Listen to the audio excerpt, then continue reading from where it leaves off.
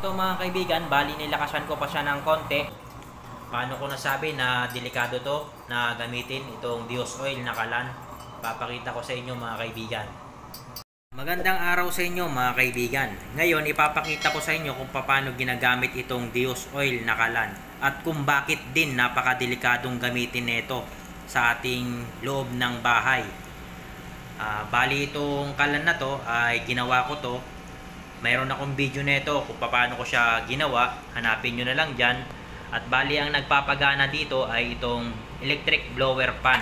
Yan. Bali ito, nabibili ito sa online, Shopee, sa Lazada. Bali 300 pesos lang yung bayad nito. Depende sa seller na pagbibilan nyo. Bali ito, sinasaksak ito sa 220 volts. At pwede rin ito sa 12 volts na battery. Tanggalin nyo lang yan. At i-connect nyo na siya sa 12 volts na battery. Basta meron kayong adapter na i-connect dito pang 12 volts.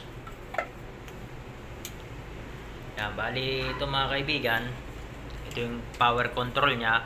Bali yung kanyang input ay 240 volts. Pwede yan pang 220. At yung kanyang output ay 12 volts. Yan, kaya yung blower pwede siya sa 12 volts. Bali ang una natin gagawin, ilagay lang natin itong blower dito sa tubo. Yan, suksok natin siya dyan. At i-connect natin siya dito, yung adapter ng power control. Yan, i-connect natin. At saka isaksak natin siya sa 220 volts. Pero hindi mo natin bubuksan itong blower, isaksak lang natin. Mamaya na natin bubuksan yan. At saka susunod na gagawin natin mga kaibigan ay lagyan natin ng oil dito. Yan, dito. Ito yung lagayan ng oil. Yan, bali ito yung patungan. May ginawa akong patungan dyan ng oil. Ito, pupunta yan dito, yung oil.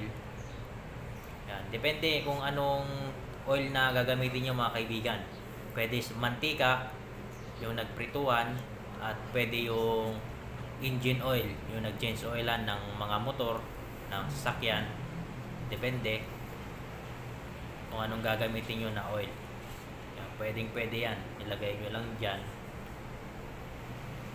Pero dapat yung patungan nyo dapat sementado at mataas yung kesame nyo, kasi ito mga kaibigan ay medyo delikado to pag puro kahoy yung mga ano nyo malapit dito. Mas magandang gamitin to sa labas para sigurado kayo. Lagay lang natin dito itong oil na to.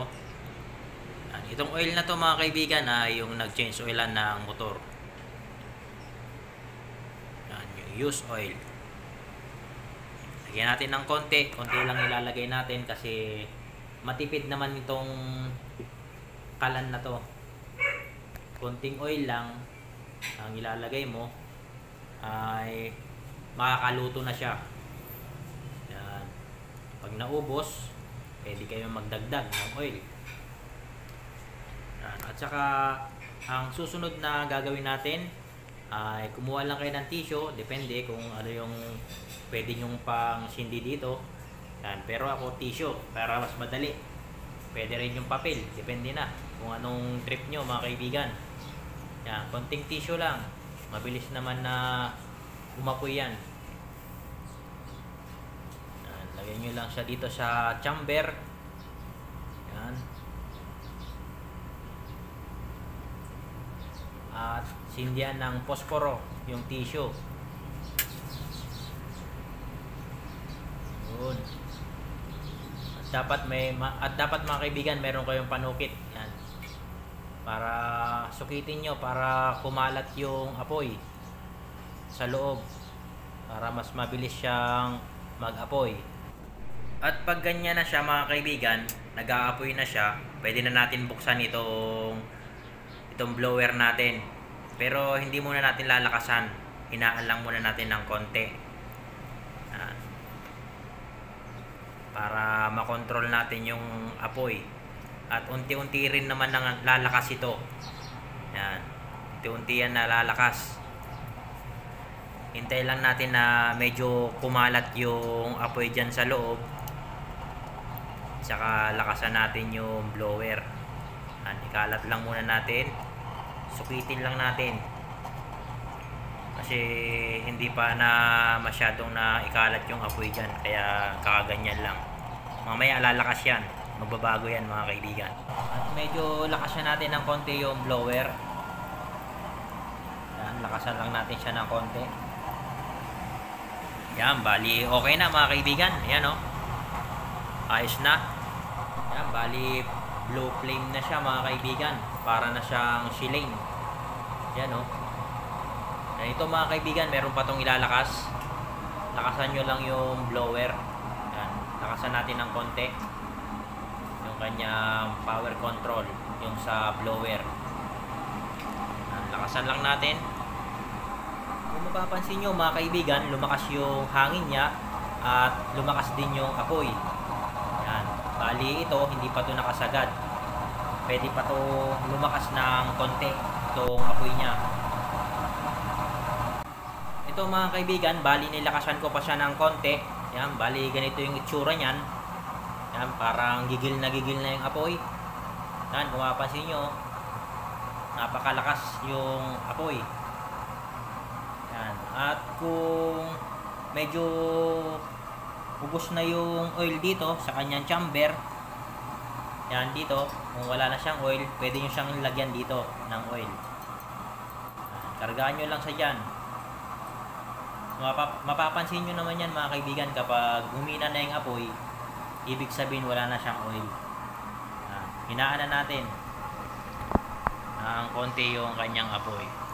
At saka mga kaibigan, inuulit ko, kapag gumagamit kayo ng Dios oil na kalan, siguraduhin nyo na malayo ang diding ng bahay nyo, lalong lalo na kung gawa ito sa kahoy at mababa yung bubong ng bahay nyo at may malapit na kahoy. Delikado to mga kaibigan, itong kalan na Dios oil na gamitin. Mas maganda itong gamitin sa labas na lang ng bahay.